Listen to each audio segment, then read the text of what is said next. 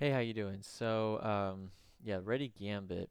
It starts off with knight f3, and yeah, the a really common response is playing d5. It's the most classical in principle, where after the pawn goes to d5, you play pawn to c4, and this would be classified as the Reti Gambit. It behaves similar to a queen's gambit. You just don't have d4, and instead you have knight f3. Most of the lines that would be what you're looking for, where you get this attack on f7, is when they accept the gambit. After they accept the gambit, you would play pawn to e3 as opposed to e4. This allows the bishop to recapture. If they allow this recapture to happen, they say develop a knight over here and here, then you can develop easily, and there's often really nice tactics against this f7 square.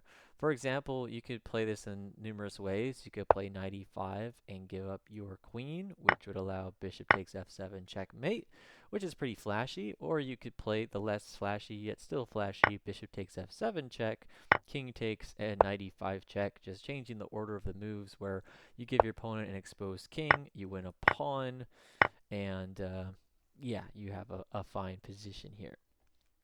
Okay.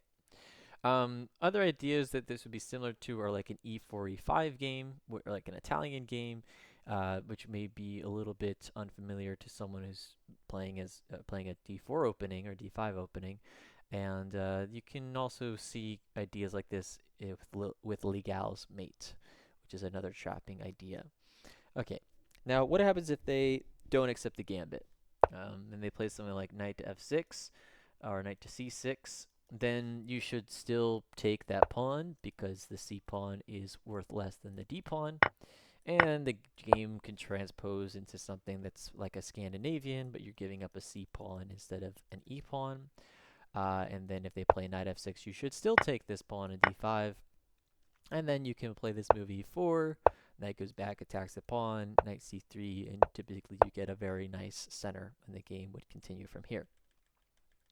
Before this, um, there are a couple other options. Like the best move for black is to be pushing this pawn to d4, and I would recommend playing some sort of fianchetto setup like g3, bishop g2, and castles. Maybe this move d3 in the mix as well, and the game would most likely turn into something like a King's Indian or a Benoni, and your opponent just has a little bit of extra space in the center, but the position should be equal.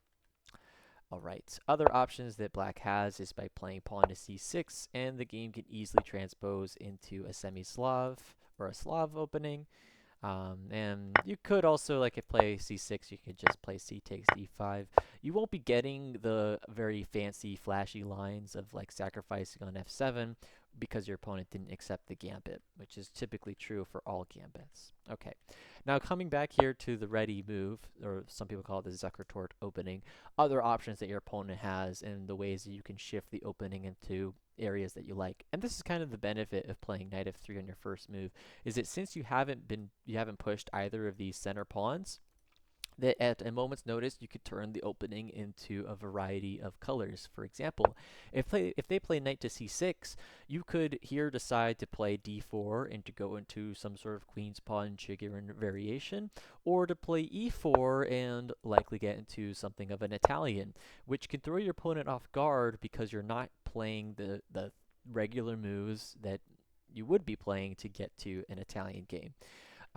And yeah, the same could be go for knight f6. You could play some sort of like Petrov or a four knights variation, queen's pawn, or go for a king's Indian attack. So knight f3 is very flexible, which is why it's one of my favorite moves. You can decide.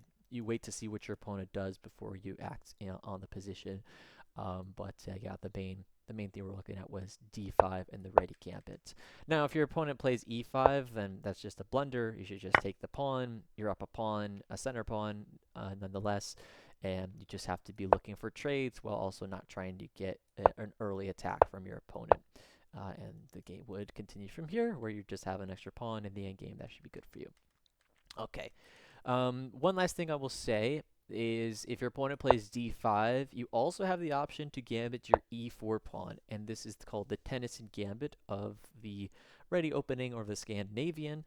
Usually you get to this position by e4, d5, knight f3, but we did it a different order. Call this a transposition, where if they take the pawn, then you would play knight to g5, threatening to recapture. They can naturally develop it, defend it with knight f6, which is what we want. If they do anything else, then we're not going to get the trap that we wish.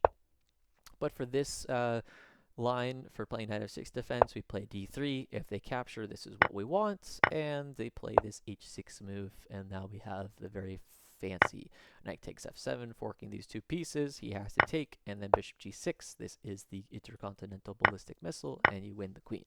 And there you go. Those are all the traps that you can get out of the Reti Gambit and gambits like it. I hope you enjoyed this video, and I will see you next time. Take care.